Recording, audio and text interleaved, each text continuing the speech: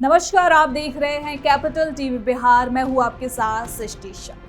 बांकीपुर उपचुनाव में मिली करारी हार के बाद भारतीय जनता पार्टी में गहन मंथन शुरू हो गया है।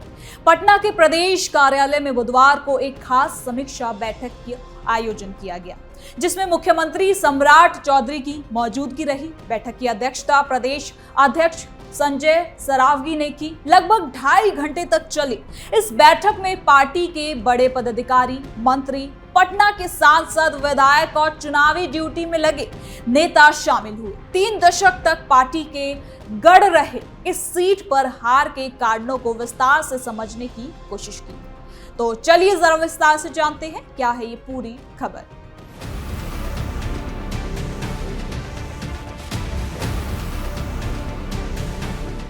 बांकीपुर विधानसभा सीट पर 30 जुलाई को हुए उपचुनाव के नतीजे 3 अगस्त को आए।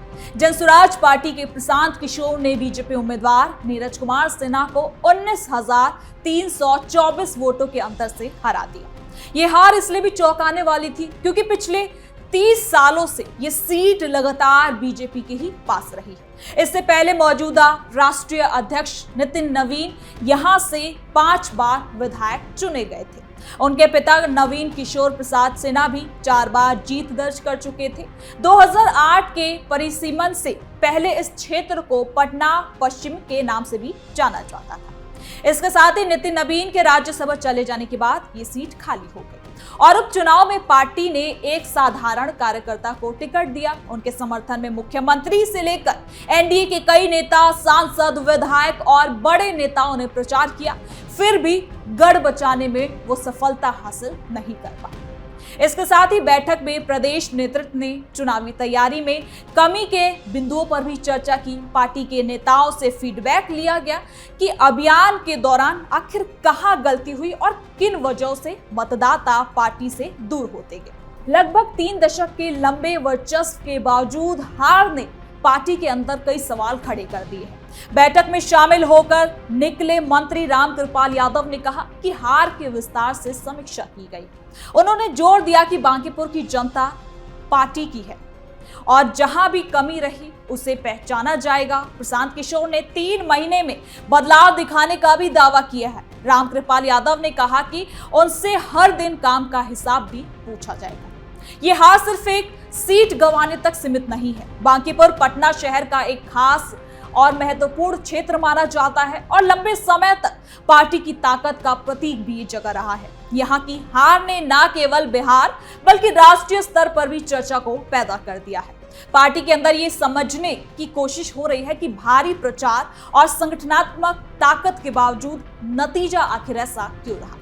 कुछ नेताओं का मानना है कि उम्मीदवार चयन में साधारण कार्यकर्ताओं को मौका देने का फैसला सही था, लेकिन मैदान में उसे पर्याप्त समर्थन और रणनीति की कमी महसूस की गई है और कईयों का कहना है कि स्थानीय मुद्दों को ठीक से संबोधित नहीं किया जा सका। अब इसके साथ ही बैठक के दौरान चुनावी ड्यूटी में लगे नेताओं से विस्तृत जानकारी ली गई है। प्रचार अभियान की रणनीति, मतदाता से कांटेक्ट, बूथ प्रबंधन और विपक्षी उम्मीदवारों की बढ़त को रोकने के प्रयासों पर भी चर्चा हुई। प्रशांत किशोर की जीत को लेकर पार्टी चिंतित है क्योंकि उन्होंने कम समय में ही पारंपरिक वोट बैंक को चुनौती दे दी। जनसुराज पार्टी के उभरने से प्रभाव को उसके देखते हुए बीजेपी अब अपनी रणनीति में बदलाव पर विचार कर रही है। मुख्यमंत्री की मौजूदगी ने बैठक को और ज्यादा गंभीर बना दिया। सत्ता में रहते हुए अपनी पारंपरिक सीट गंवाना पार्टी के लिए कहीं ना कहीं चेतावनी की घंटी भी बन गई है। बांकीपुर के हार के बाद विपक्षी दलों में भी हलचल मची हुई है। आरजेडी के अंदर भी आंतरिक कलह शुरू हो गया है, लेकिन बीजेपी के लिए ये अपनी कमियों को पहचानने का मौका है। बैठक में ये भी चर्चा हुई कि आगामी चुनावों में शहरी क्षेत्रों में नई चुनौतियों का सामना आखिर कैसे किया जाएगा। पटना जैसे शहरों में युवा मतदाताओं और मध्य वर्ग की अपेक्षाएं भी बदल जाती हैं। पारंपरिक समीकरणों पर निर्भर रहने से अब काम नहीं चलने वाला है। प्रशांत किशोर जैसे नए चेहरे ने इस बदलाव को कहीं ना कहीं भुनाने की भी कोशिश की। अब पार्टी नेतृत्व अब पूरे रिपोर्ट तैयार करने पर भी जोर दे रही है। फीडबैक के आधार पर उन क्षेत्रों की पहचान की जाएगी जहां संगठन कमजोर पड़ा है। बूथ स्तर पर कार्यकर्ताओं की सक्रियता को देखा जाएगा, प्रचार सामग्री का प्रभाव और स्थानीय नेतृत्व की भूमिका पर भी बात होगी। कुछ नेताओं ने कहा कि उम्मीदवार को समय से पहले मैदान में उतारने और स्थानीय मुद्दों को केंद्र में रखने की जरूरत थी। भारी नेता स्तर के प्रचार के बावजूद जमीनी स्तर पर संपर्क कहीं ना कहीं अधूरा रहा है। ये समीक्षा बैठक पार्टी के लिए आत्ममंथन का भी हिस्सा है। बिहार में सत्ता संभालने के बाद पहली बड़ी चुनावी परीक्षा में मिली हार ने नेतृत्व को सतर्क कर दिया है। सम्राट चौधरी और संजय सरावगी की अगुवाई में हुई चर्चा से यह साफ हो जाता है कि पार्टी इस हार को हल्के में नहीं लेने वाली। आने वाले दिनों में संगठनात्मक सुधार और नई रणनीति पर भी काम तेज होने की उम्मीद भी जताई जा रही है। बांकीपुर की जनता को फिर से विश्वास में लाने के लिए कहीं ना कहीं अब ठोस कदम की भी जरूरत है। इसके साथ ही प्रशांत किशोर की जीत ने नंबर गेम को भी कहीं ना कहीं बदल दिया है। उनके दावों के बीच बीजेपी अपनी नियमित जवाबदेही की बात कर रही है। 3 महीने के वादे पर अब नजर रखा जाएगा। वहीं पार्टी अपने कार्यकर्ताओं का मनोबल बनाए रखने की भी कोशिश में जुटी हुई है। लंबे समय तक गढ़ रहे क्षेत्र में हार स्वीकारना आसान नहीं है, लेकिन समीक्षा के जरिए कमियों को दूर करने का प्रयास जरूर किया जा सकता है।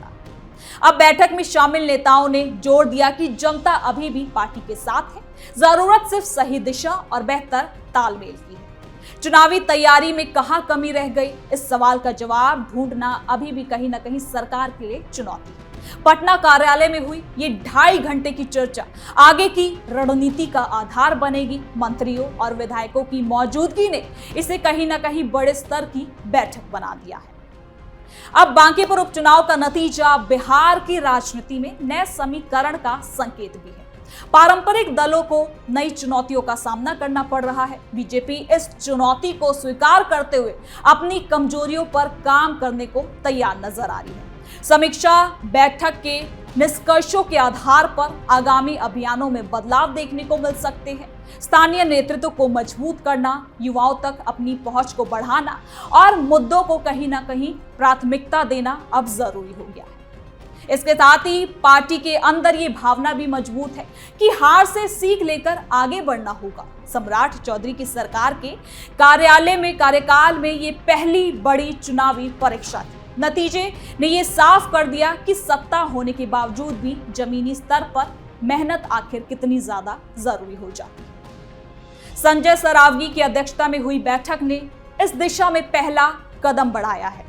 अब विस्तृत जानकारी के बाद ठोस योजना बनाई जाएगी। अब आपको बता दें कि बांकीपुर की हार ने न केवल पार्टी बल्कि पूरे गठबंधन को सोचने पर मजबूर किया है। एनडीए के नेताओं ने प्रचार में हिस्सा लिया था, फिर भी नतीजा अलग रहा। बैठक में इन मुद्दों पर भी चर्चा हुआ। प्रशांत किशोर की रणनीति को समझने और उसका मुकाबला करने के तरीकों पर भी विचार किया गया है। 3 दशक के वर्चस्व के बाद अचानक हार ने कई समीकरणों को चुनौती दे दी है। अब आने वाले समय में बीजेपी बांकीपुर समेत कई शहरी क्षेत्रों पर ज्यादा ध्यान देगी। संगठन को मजबूत करने, कार्यकर्ताओं को प्रशिक्षित करने और मतदाताओं से सीधे संवाद बढ़ाने की योजना बनाई जाएगी। समीक्षा बैठक इसी प्रक्रिया की कहीं ना कहीं एक बड़ी शुरुआत है। मुख्यमंत्री और प्रदेश अध्यक्ष की मौजूदगी ने यह साफ संदेश दिया कि पार्टी इस मुद्दे को लेकर कहीं ना कहीं काफी ज्यादा गंभीर है। हार के चलते और हार की गहराइयों को समझने की कोशिश भी हो रही है ताकि भविष्य में रणनीति को और ज्यादा सही किया जा सके। ये मंथन बिहार बीजेपी के लिए काफी खास साबित हो सकती है। बांकीपुर जैसी सीट पर हार को स्वीकारना अभी भी पार्टी के लिए कहीं ना कहीं थोड़ा सा मुश्किल हो रहा है। अब देखना होगा ये समीक्षा के बाद क्या कुछ निकलकर सामने आता है और पार्टी कौन से बड़े फैसले लेती है, क्योंकि पार्टी अपनी पारंपरिक ताकत को कैसे वापस हासिल करेगी ये भी अब चुनौती बन चुकी है। पटना कार्यालय में हुई ये बैठक सिर्फ एक औपचारिकता नहीं थी, बल्कि कहीं ना कहीं आत्ममंथन और सरकार की एक ठोस रणनीति की भी पहल थी। तो फिलहाल के लिए इस खबर में इतना ही। देखते रहिए कैपिटल टीवी बिहार।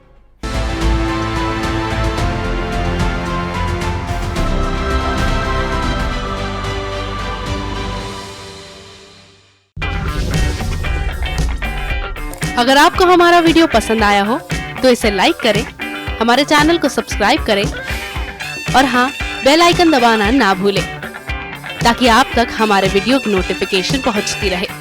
आप अपना सुझाव हमें कमेंट बॉक्स में दे सकते हैं। हमारे साथ जुड़ने के लिए शुक्रिया।